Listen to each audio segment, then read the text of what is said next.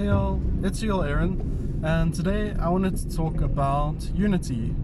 So I talked about previously how I think that cooperation is only as valuable as what you're cooperating to do.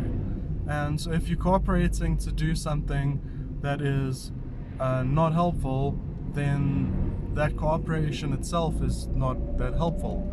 And if you are uniting around maybe a strategy that is flawed, then your unity is flawed. So there definitely is a need for unity, and so I'm going to be talking about unity more on the revolutionary side of politics, specifically on the anarchist side of the revolutionary spectrum. So, but basically that's I think it probably applies more than that, but unity is like a given. Like, nobody debates whether you need unity or not. If you want to achieve a huge change, systemic change, if you want the way society works to be different, you need a whole lot of people to agree, to unite, and to push for that. You need a huge movement in order for that change to be realized. That is, unless you want to try and force your way onto people, but that's not part of the anarchist spectrum. So among anarchists there is already an agreement that unity is required. That's not up for debate. But what is up for debate is what that unity should look like and what you should be uniting around. So I'm going to discuss two main different strategies or views on unity, and give you my thoughts on those. So the one view is that you should excuse me, you should look at the things that you have in common, find like areas you agree with, and then unite based on those, and then kind of not really handle the things you disagree with, like kind of put them on the back burner. Maybe you're like, let's achieve a common goal together, and after that then we'll address the things that we differ on. And the other strategy is to say that let us unite around a goal, and let us make sure that all our differences, well, you're never going to sort out 100% of your differences, but all the things that are going to materially impact whether we achieve that goal or not, we need to handle all of those differences, because if we leave things for later, it means that we're not acting on being united on those things now. So like, I'll give you like a random example, but let's say you are uniting with people because you want cake. You all want cake, and you all want to work together to make a cake. Now let's say half of you want an ice cream cake and the other half of you want a carrot cake. In the process of trying to make this cake, if you're trying to work together, you're going to need to be delegating the different tasks. So you might say to one person, like, make the batter, and to another person, well, not say, but like one person might take responsibility for making batter, one might take responsibility for the icing, etc. But so in the example of making a cake, it doesn't really make sense for you to be ignoring your differences, because if half the people are trying to make ice cream cake and the other half are trying to make a carrot cake, you're going to end up with a mess and nobody's going to have cake. Okay, so that's one example, and in that example I would say it's the latter strategy. It's the let's sort out our differences to begin with. That is way more important than where we actually go afterwards. But now I'll give you a different example where maybe the other strategy is better.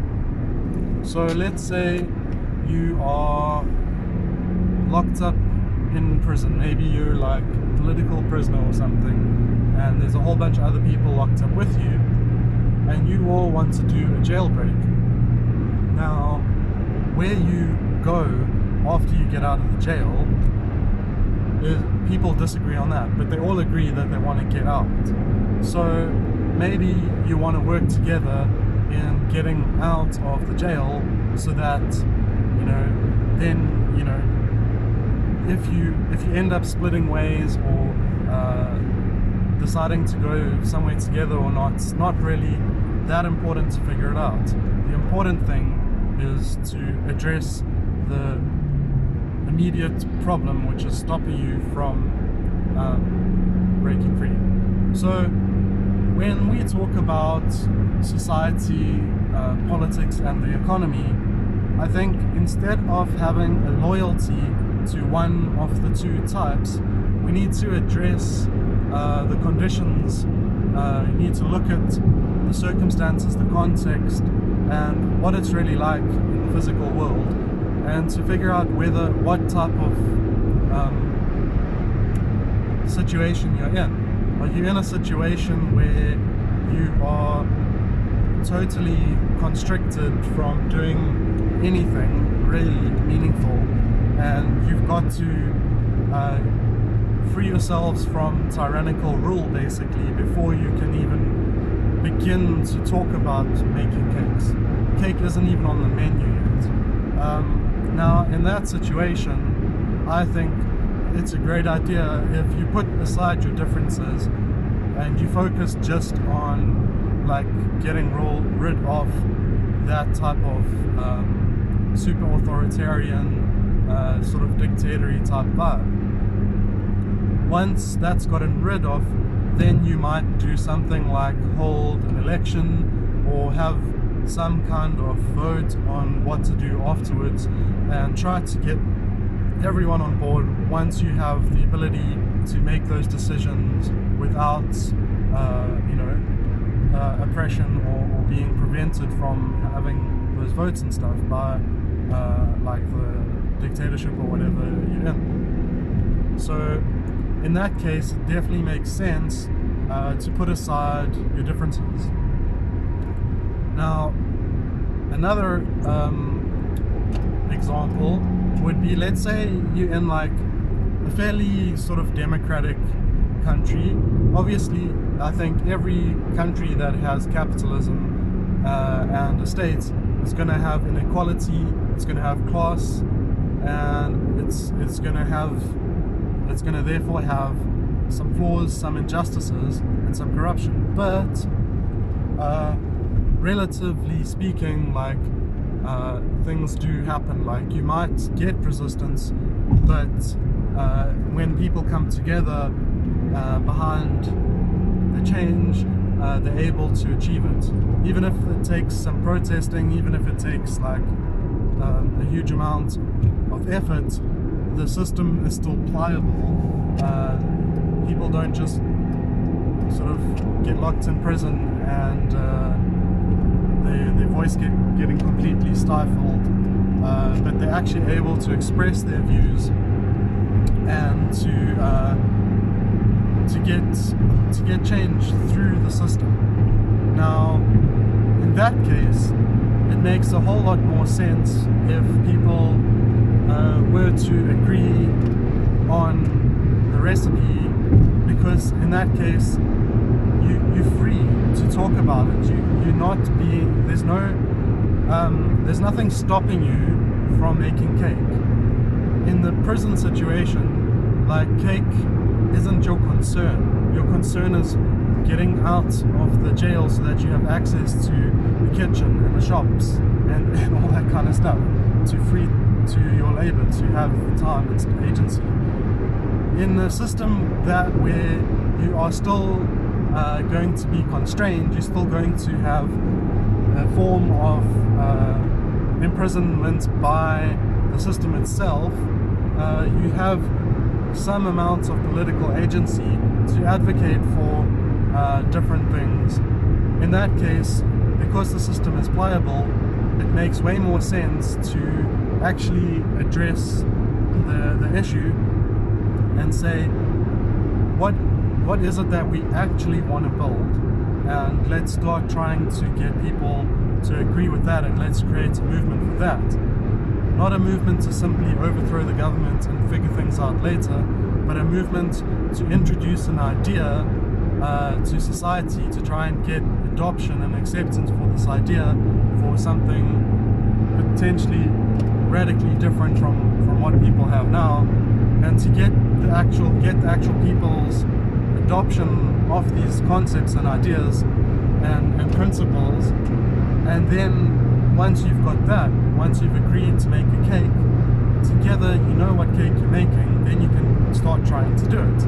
Now, you still might get stopped by the state and capitalism, but in that case, when you are being stopped, you know exactly what you're trying to achieve, and you can try and resist the people trying to stop you.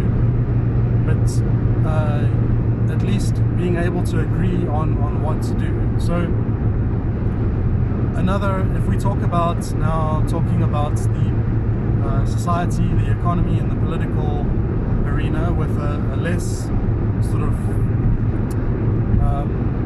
small scope, but actually talking about moving to away from capitalism, etc.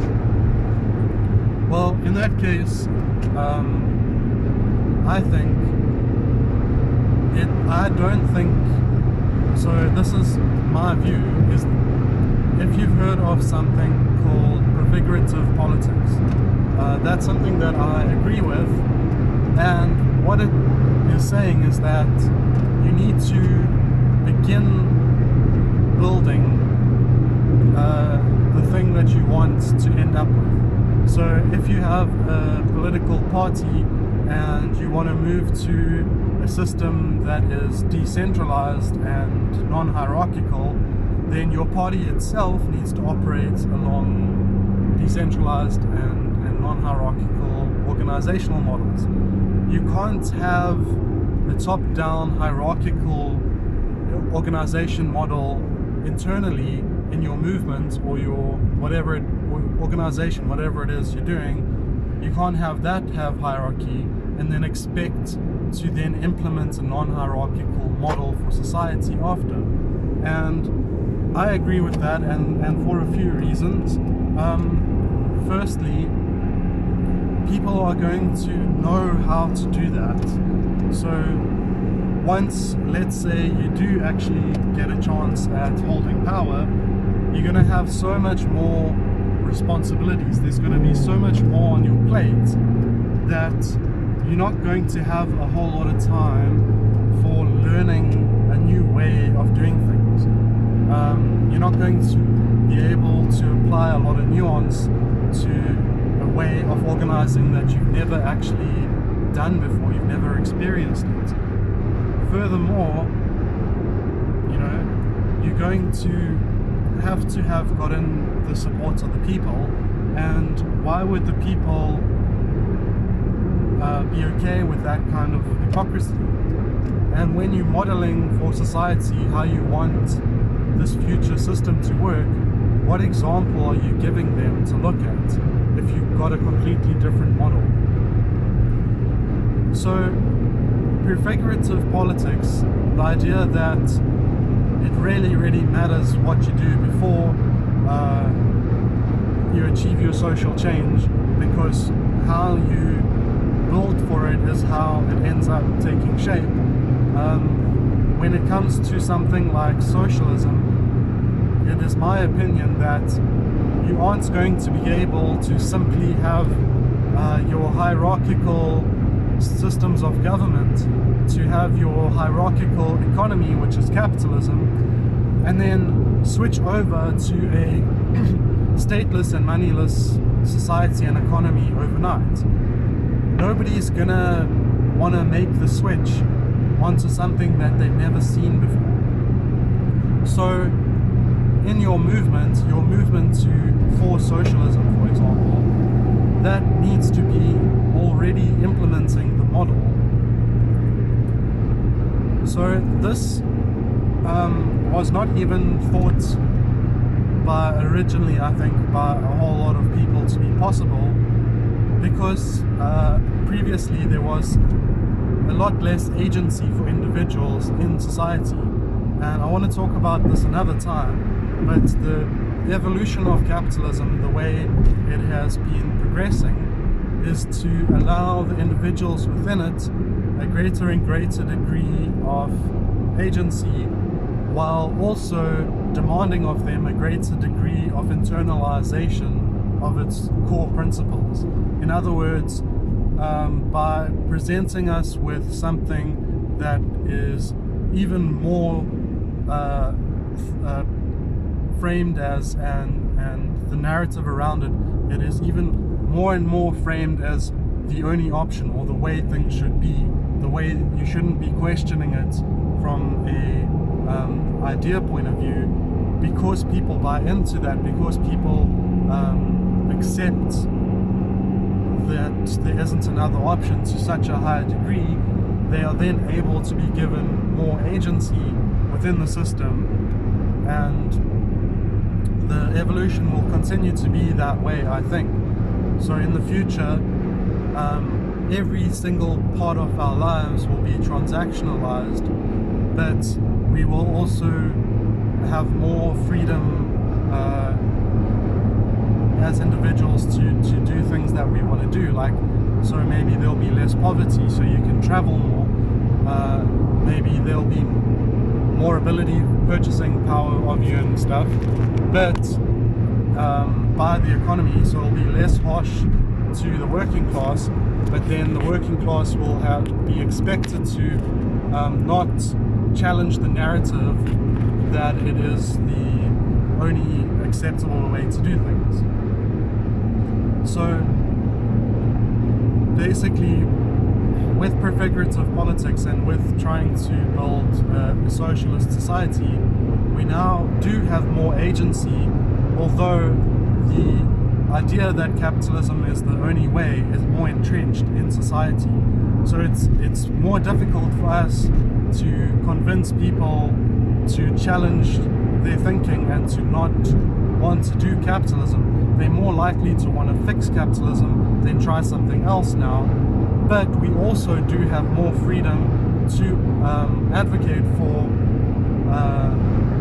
our views and stuff, because society itself is less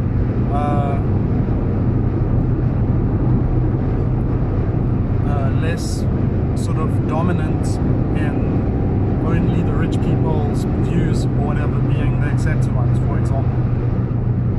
Anyway, a bit of a sidetrack there, but basically what I'm trying to say is that if you have a different idea of the economy that you want to implement, then what are you going to be doing now that is going to be modeling it? So if you think that your economy should have worker ownership of the means of production, but that it should still have markets and money, you might be trying to build things like a credit union where people are able to borrow money from a collectivized bank to allow them to obtain a means of production that they can then be using to produce for exchange, because that is allowed in your future economic model.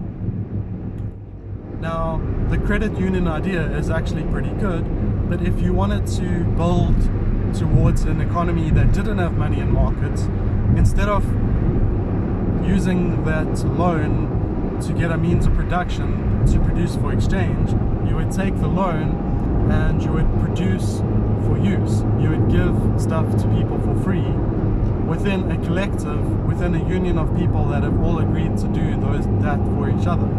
So you've all agreed to, you might have to divide your produce or your time up and do some of the time for exchange just to pay back your loan or rent or whatever, but you don't then continue to make a profit afterwards. Instead of using the rest of your productive capacity for exchange, for profit beyond your costs, you would then use it to make stuff that you contribute to a mutual aid network without exchange. You would just offer it to whoever needs it, and it wouldn't be available to the public. It would only be to the people within your union, your mutual aid network, who are also doing this type of thing, who are also giving their surplus time or productive capacity to each other for free, so that you can use that to meet the needs that you would have met with additional profits.